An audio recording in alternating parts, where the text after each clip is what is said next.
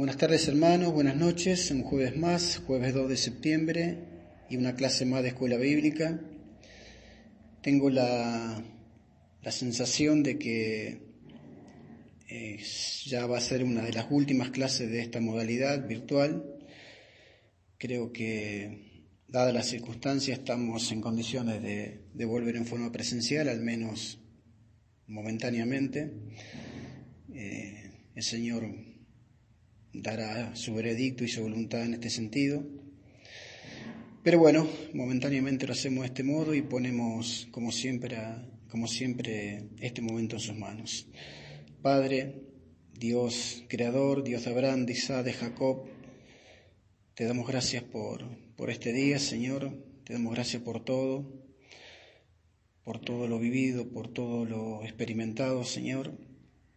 Y te pedimos en este momento que al abrir la Biblia, Señor, nos des la sabiduría y el entendimiento necesario para entender tus mandatos, Señor, todo aquello que tenga que ver con tu amor y con el reino, Señor. Te pedimos, Señor, que bendigas a cada hermano que está presente detrás de estas palabras, Señor, y que todo sea como dije antes, para gloria y honra de tu nombre, Señor. Te lo pedimos y agradecemos en el nombre de Jesús. Amén. Bueno, el tema que nos compete hoy es 1 Juan, como ya venimos estudiando desde hace varias semanas. 1 Juan, en este caso capítulo 4, versículos 7 y 8. Y bueno, vaya si es un tema tanto espinoso el de hoy, referido al amor, y cuando hablamos del amor hablamos del amor que viene de Dios y el amor que por consigna debemos tener entre los hermanos.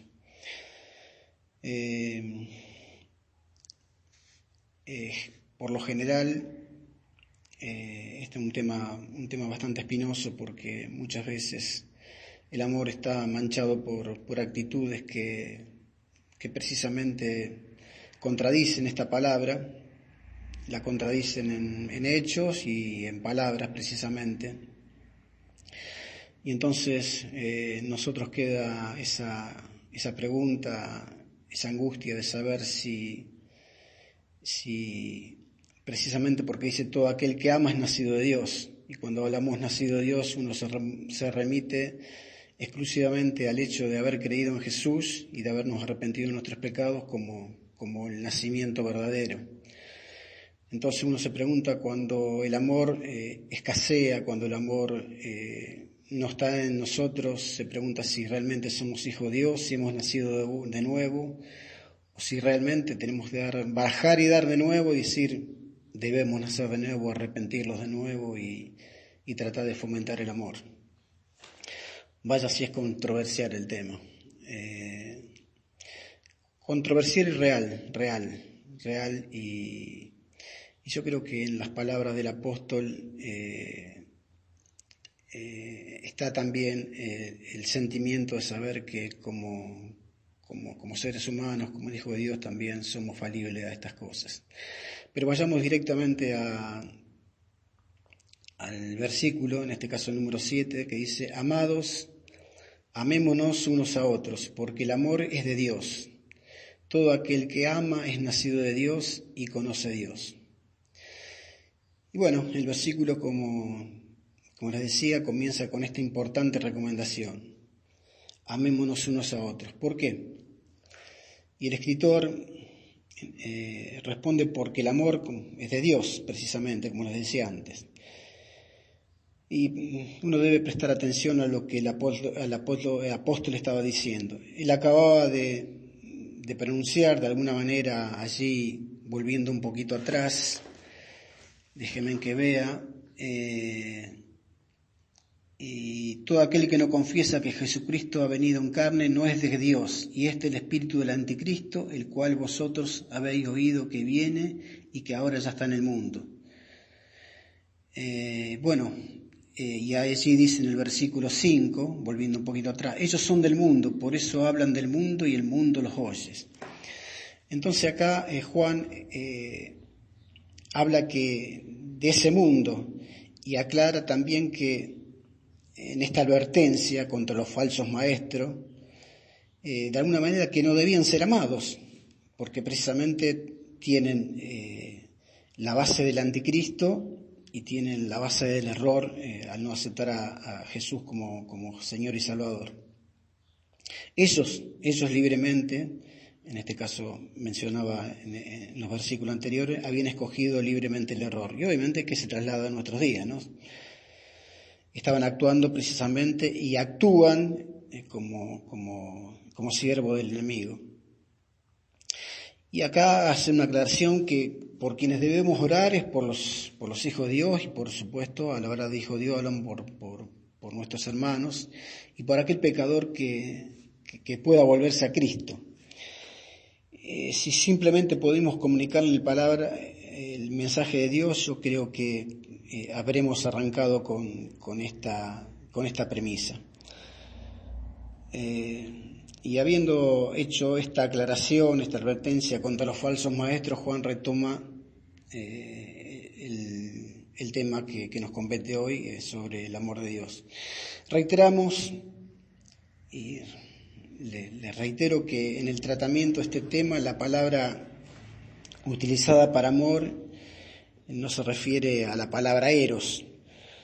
Y creo, hermanos, que ustedes lo sabrán, lo entenderán.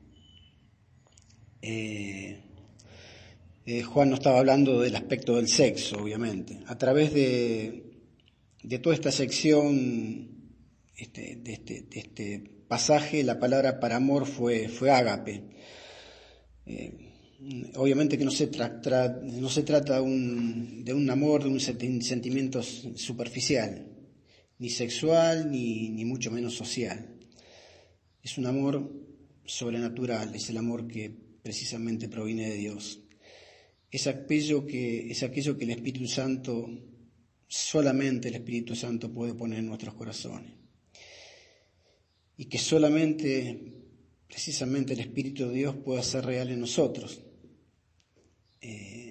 Aun cuando, como les dije antes, esto muchas veces no es una realidad. Obviamente que solo el Espíritu de Dios puede capacitarnos, aun cuando nos lleve mucho tiempo, para extender este amor a otros hermanos.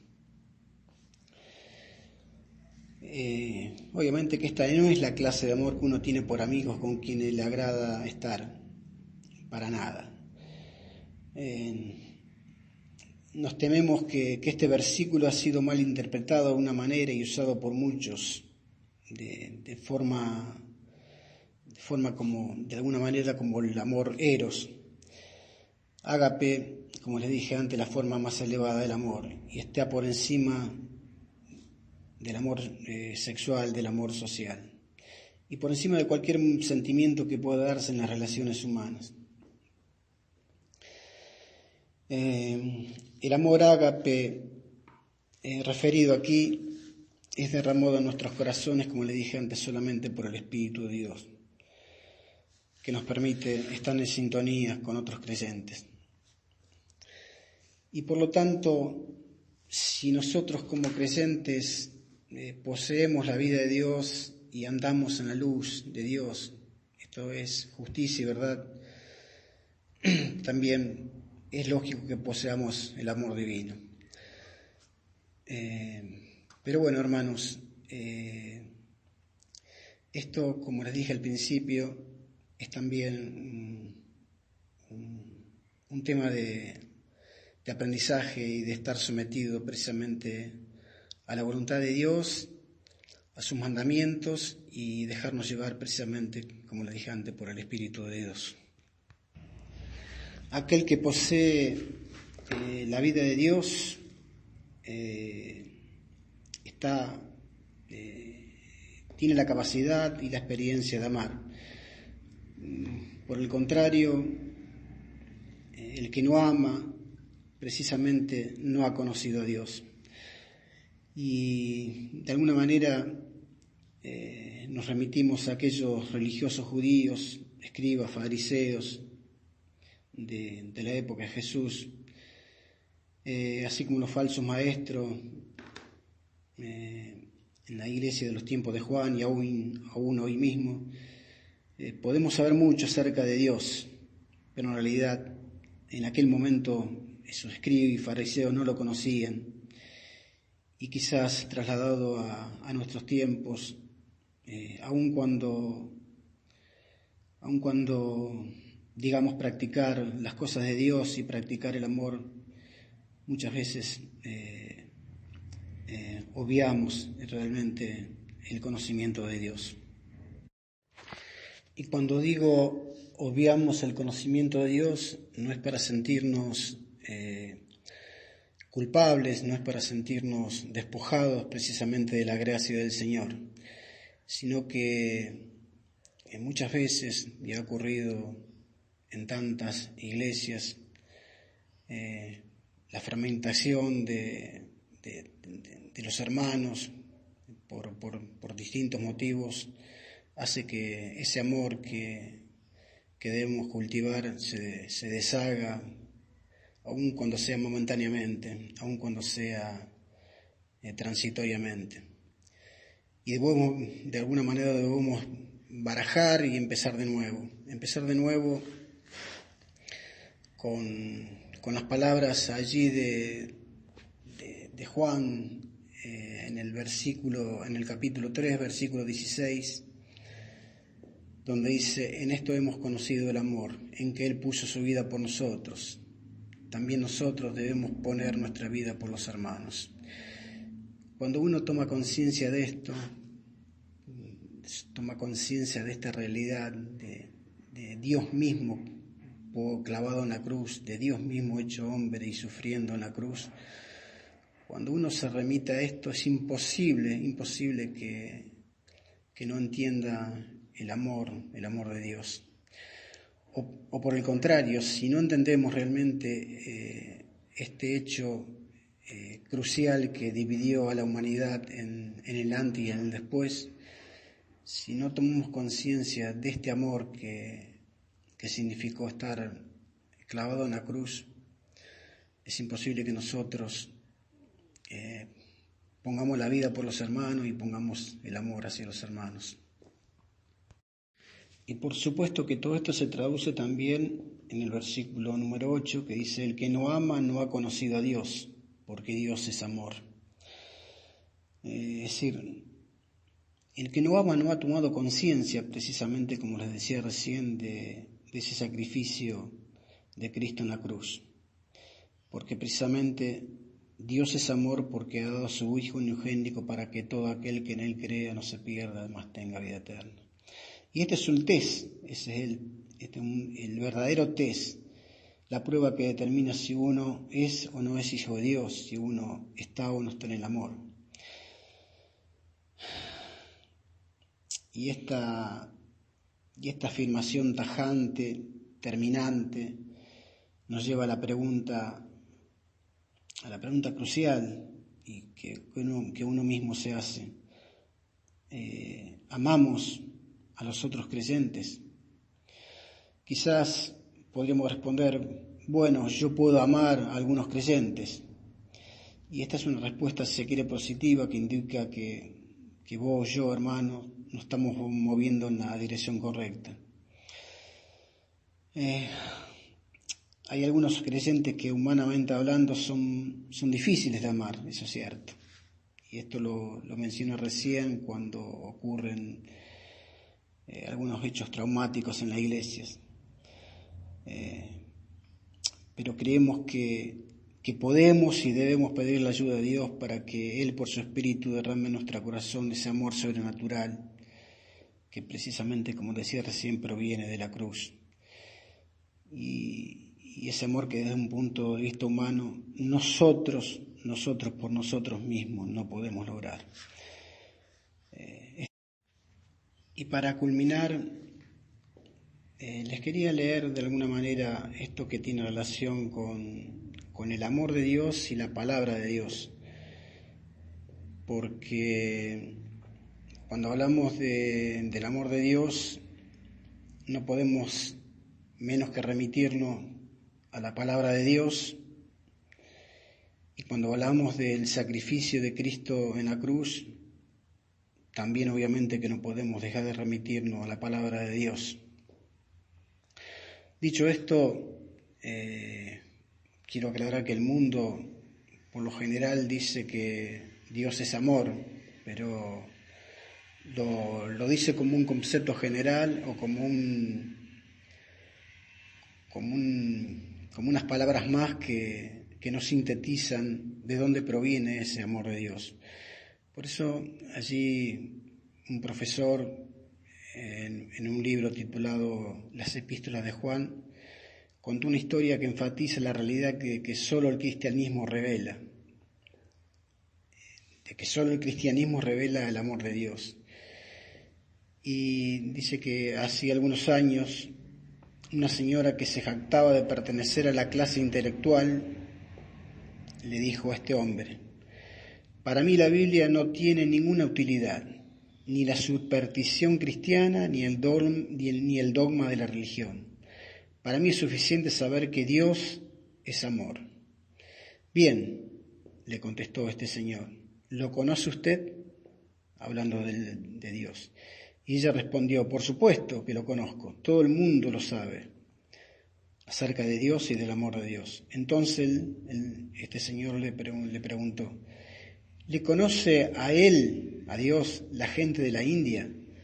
¿Qué me puede decir de esa gente, esa pobre gente destrozada por la aflicción, que arroja a su niño en el río sagrado Ganges para que sea devorado por los repugnantes cocodrilos, como un sacrificio por los pecados de ella? ¿Sabe ella, esta madre, que Dios es amor? Y esta mujer respondió diciendo, bueno, ella es ignorante y supersticiosa. Y le vuelve a preguntar el profesor, ¿qué me dice de los pobres habitantes de las selvas del África que se inclinan ante dioses de madera y de piedra y que están constantemente atemorizados por esos fetiches creados por ellos mismos? ¿Y qué diremos de los pobres paganos en otros países? ¿Saben ellos que Dios es amor? Y ella respondió, esta mujer, bueno, quizá no lo sepan, pero en un país civilizado todos lo sabemos. Entonces el profesor le hizo esta pregunta, ¿cómo es que nosotros lo sabemos? ¿Quién nos los dijo? ¿Dónde encontramos esa afirmación? Y ella respondió, yo no entiendo lo que usted quiere decir, porque yo siempre he sabido esto. Entonces el profesor le dijo lo siguiente, yo quisiera decirle que nadie en el mundo jamás supo esta verdad hasta que fue revelada desde el cielo y registrada en la palabra de Dios. Se encuentra aquí y no se halla en ninguna otra parte. No se ha encontrado en toda la literatura de la antigüedad. Aquí termina de alguna manera esta breve anécdota de dónde proviene precisamente el amor de Dios, porque, como lo aclaraba el profesor, mucha gente no solo dice creer en Dios, sino que dice que Dios es amor, pero realmente no tiene conciencia de dónde proviene el verdadero amor de Dios y precisamente de la Biblia. Y para culminar, hermanos, les voy a dejar allí en 1 Tesalonicenses, capítulo 4, versículo 9, un mensaje de Pablo que sería ideal que lo hagamos nuestro, un deseo de Pablo que sería ideal que lo hagamos nuestro, y que dice así en el versículo 9, pero acerca del amor fraternal no tenéis necesidad de que os escriba, porque vosotros mismos habéis aprendido de Dios que os améis los unos a los otros. Que este deseo de Pablo se traslade también a nuestros días y a nuestras personas, a nuestros hermanos. Gracias, hermanos, que Dios los bendiga y que tengan un buen descanso.